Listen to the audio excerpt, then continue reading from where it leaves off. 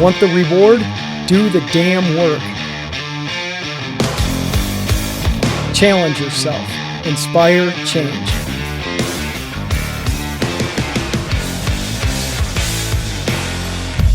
Choice, not luck. Hey everybody, Todd Crandell with another episode of Ignite Euphoria, and I am excited and honored to have Dr. Neumann on today. How you doing, sir? Oh, I'm excellent, Todd. Thanks for inviting me. Oh, this is going to be great. Even we've and we're going to get to it. We have a lot of mutual interests that we didn't know we had when I was in your office. Right. So here's what I want to do today. I want to talk about health and wellness, and that's what initially brought me to you, and I am so grateful I have connected with you. And then we're going to get into some music stuff as well. But okay. Why don't you let everybody know what you do and why you do it? Sure. Okay, and I'll just give you a little history. My name is Dr. Mark Neumann.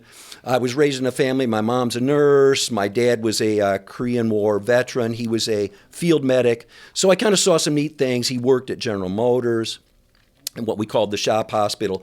So Dad would come home. It wasn't unusual. He'd bring an x-ray home. Hey, check it out. There's only 3 fingers on this hand instead of 5, or a crushed foot or things like that, because he would see these injuries at the General Motors factories.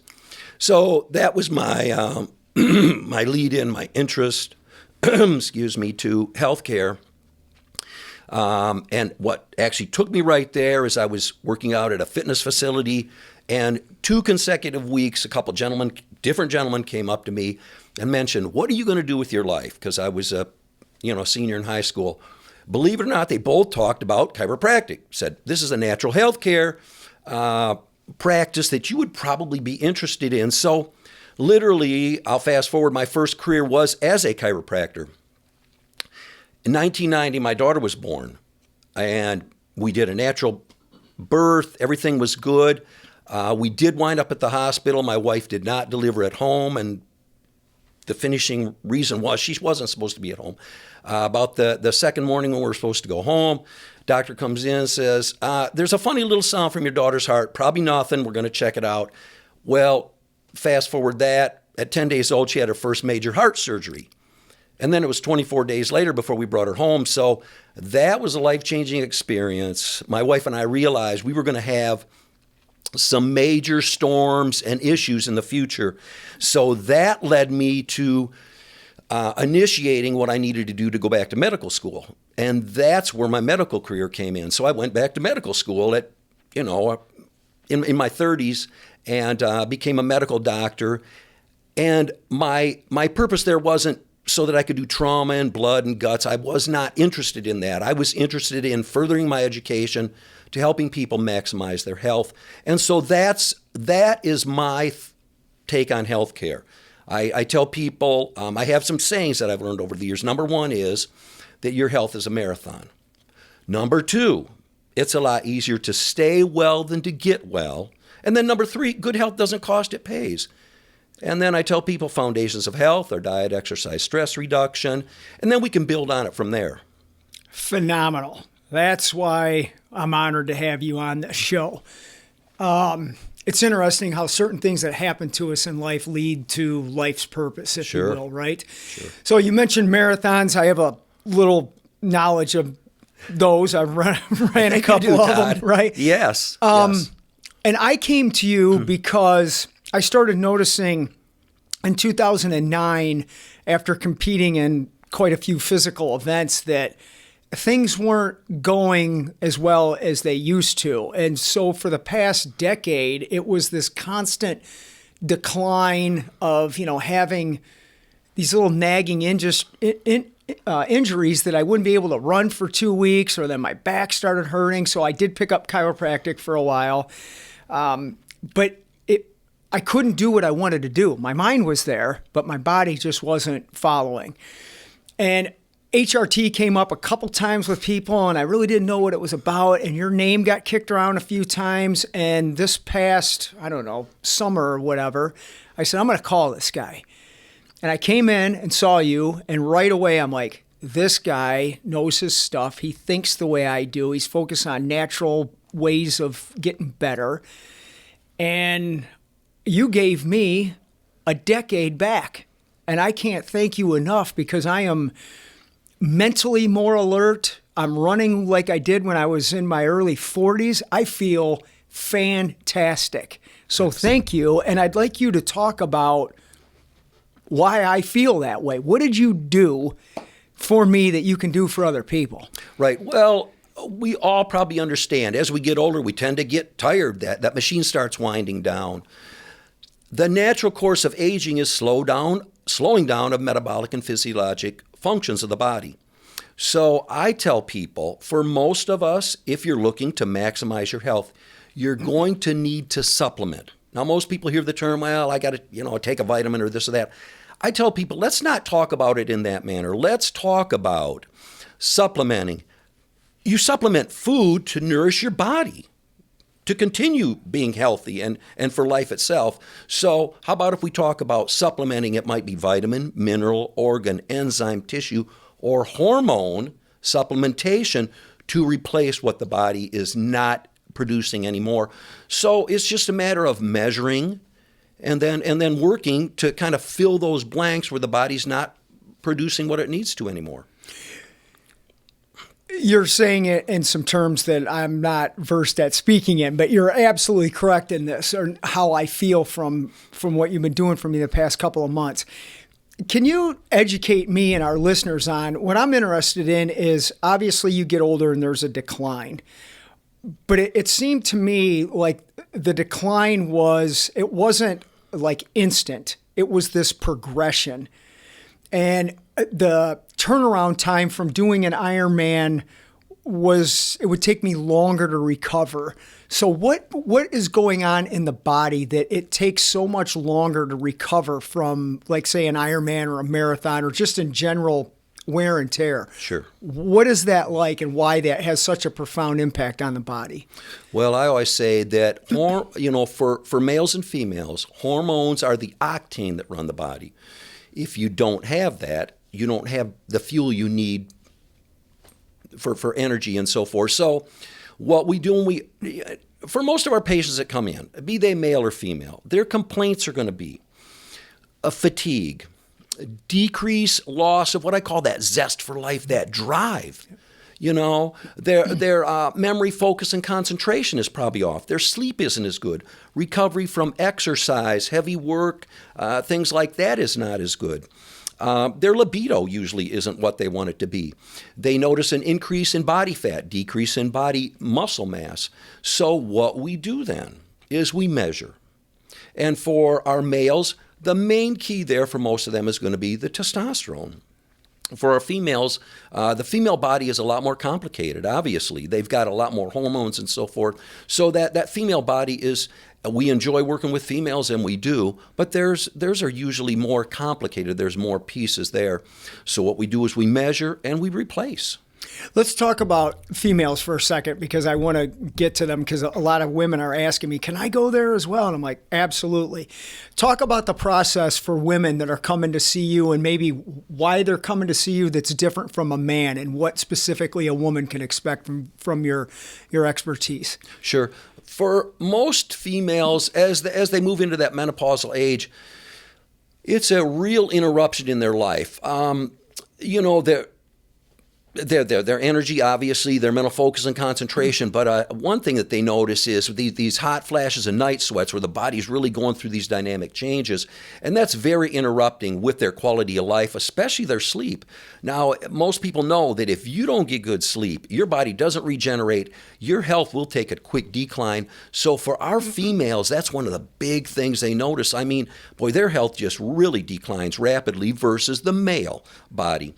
So when we see our females, there's multiple things we look at with our females. We do blood studies. One of the glands we check for our males and our females is the thyroid gland. It's a small gland in the neck. We refer to that as the master gland of all things metabolic in the body.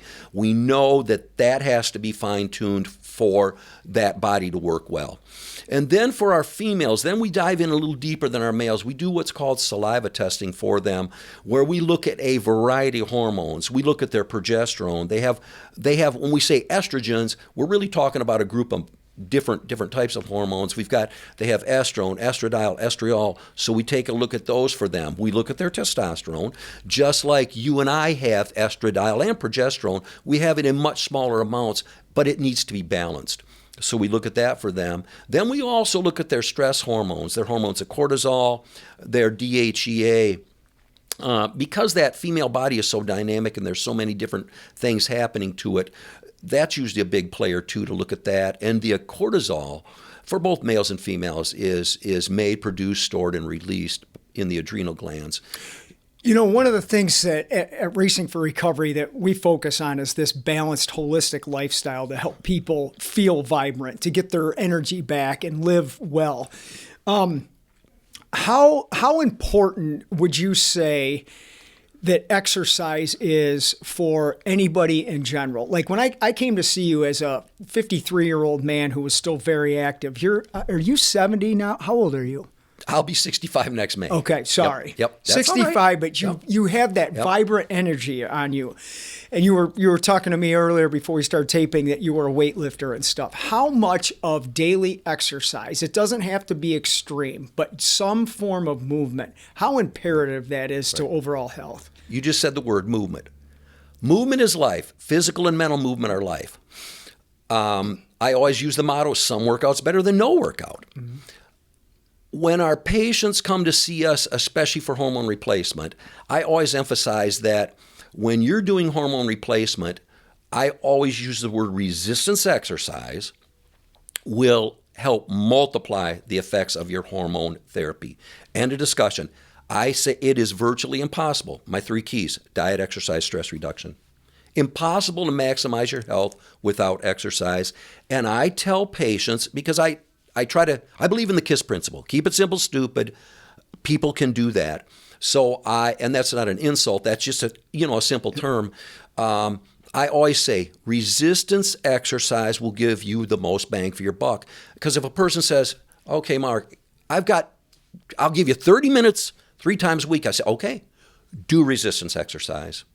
Most people, if they've never exercised, once they initiate that exercise, they just really realize how profoundly better they feel. The body responds. The body responds in kind. You treat it properly, it responds in kind.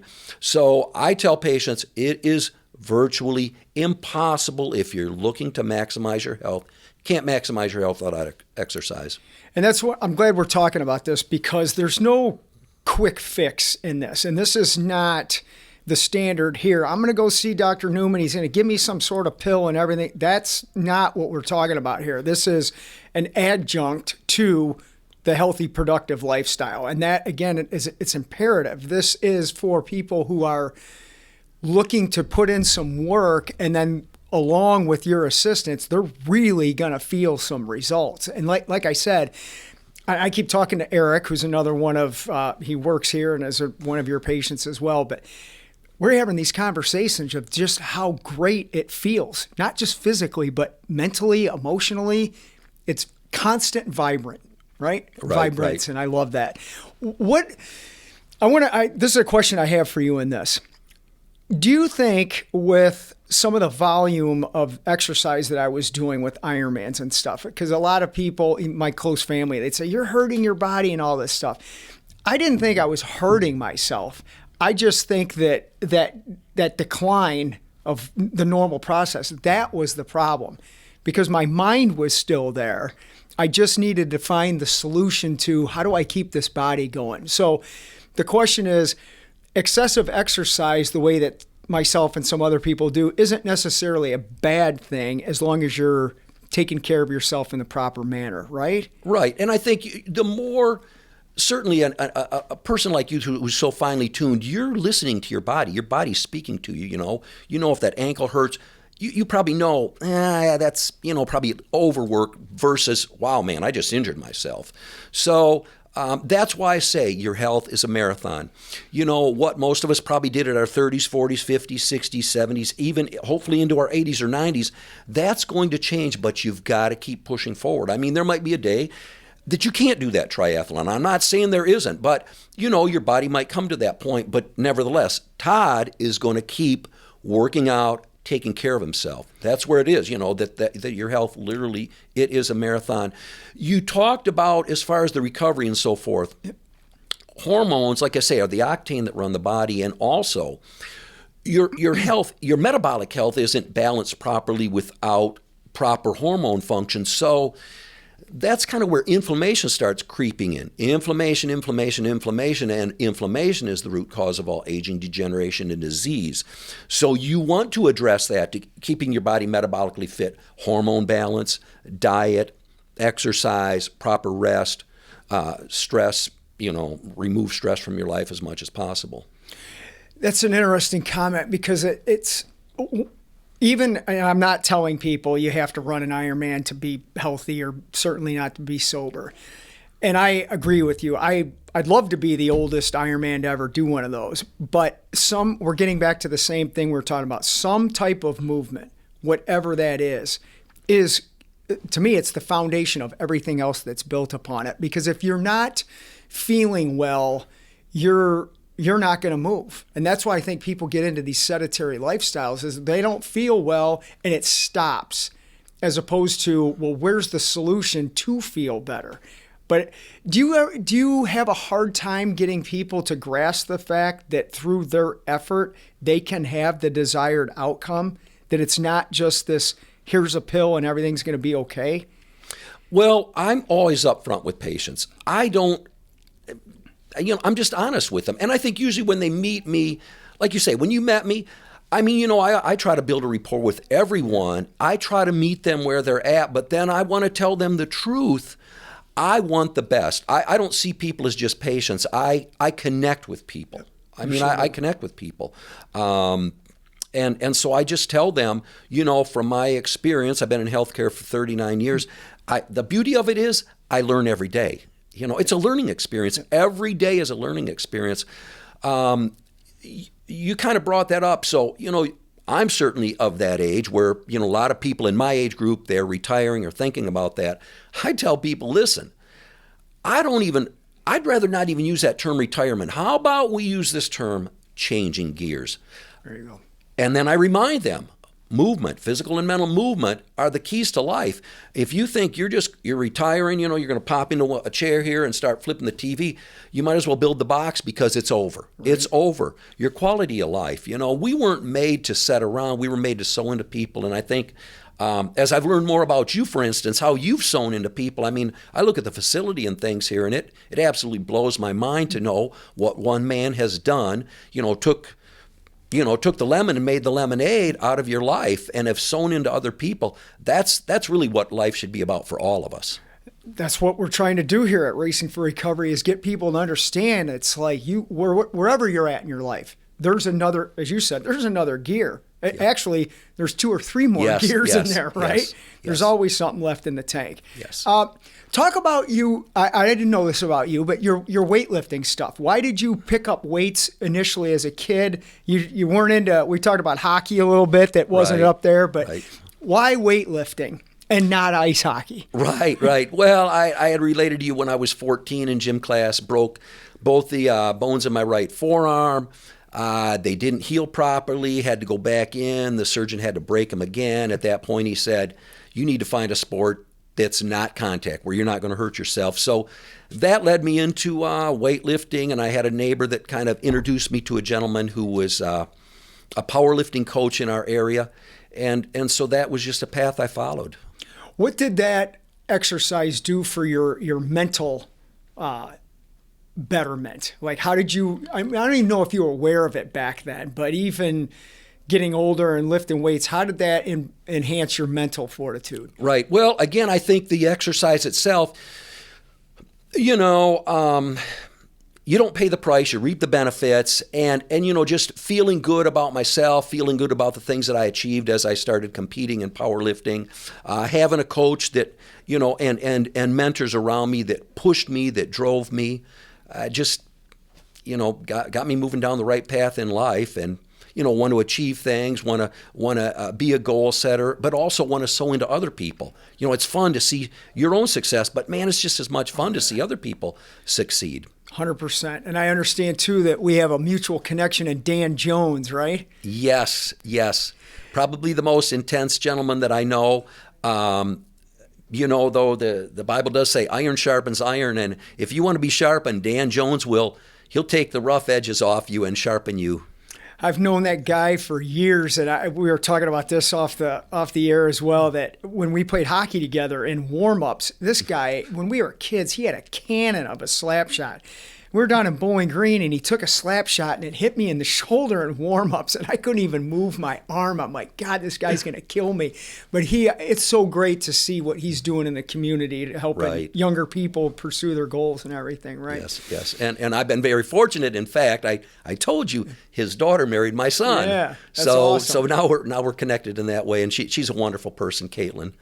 So let's do this too. I mean, I had no idea about this until you walked into the building today, but I take it, or I heard, your son is an avid Van Halen fan. That's an accurate statement? Right. So talk about what he's doing, and we got to get him into this building soon with his band, I guess. Yes, he's in a Van Halen cover band, Jump, and he is David Lee Roth, and they do a great job. It's fun watching them.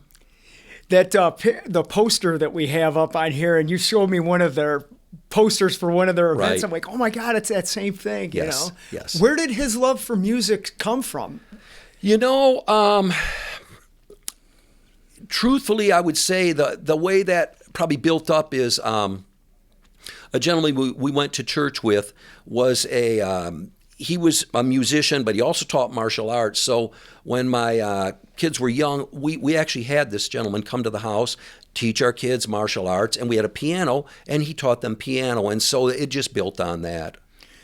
And I understand you saw Led Zeppelin back in their heyday, right? Back at the Pontiac Silverdome, absolutely. That's one band that I did not get to see. And as soon as you started seeing all the posters around the building and stuff, we started talking on this level.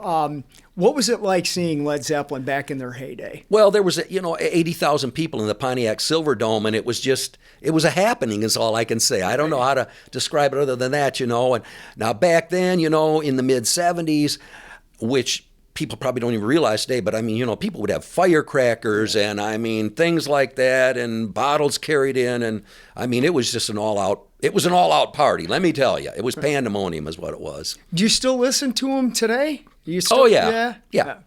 I enjoy a lot of different types of music, but yeah, classic rock, I definitely enjoy it. Being involved in Racing for Recovery, obviously it's with drug and alcohol abuse. And I think one of the early signs that I was affected by alcoholism was my uncles were supposed to take me to see Zeppelin up there. And that's when, John Bonham drank himself to death. They actually had tickets. I was in 7th or 8th grade. I was all excited to go see him. And alcoholism took him away, and I should have known then not to take that route myself, but I didn't listen. Here's a couple more questions I have for you today. What type of lifestyle, or not lifestyle, like health benefits do you see me carrying on for the next 5, 6, 7 years before I get into my 60s from coming to see you? What are the benefits that I'm going to experience? Oh, Todd, well, you're already experienced them. Your energy is better, your memory, focus, and concentration. Your recovery from exercise is better because you're keeping the inflammation down. I think those are the benefits right there. These are questions that I'm sure people want to know as well, but how long does someone have to do this? Or how long can they do it? Can this go on for the rest of my life? Absolutely. Well, remember, like I said, aging is a slowdown of metabolic and physiologic processes. So if you want to maximize the aging process, you're going to have to supplement. Like I say, be that hormone, vitamin, mineral, organ, enzyme, tissue deficiencies to maximize your health. You're going to have to continue to do that. And there's the safety and so forth is there. You need a doctor that continues to, or a healthcare practitioner, whoever it might be, to continue to monitor your levels, be it male or female, and you just continue the supplementation like that. Can anybody basically at any age start this? Or what is the recommended age that you think is appropriate for someone coming in for your services? Sure. Well, first of all, most people I have very few people that come and say, hey, I just want to see my baselines. Most people come to us with problems or complaints.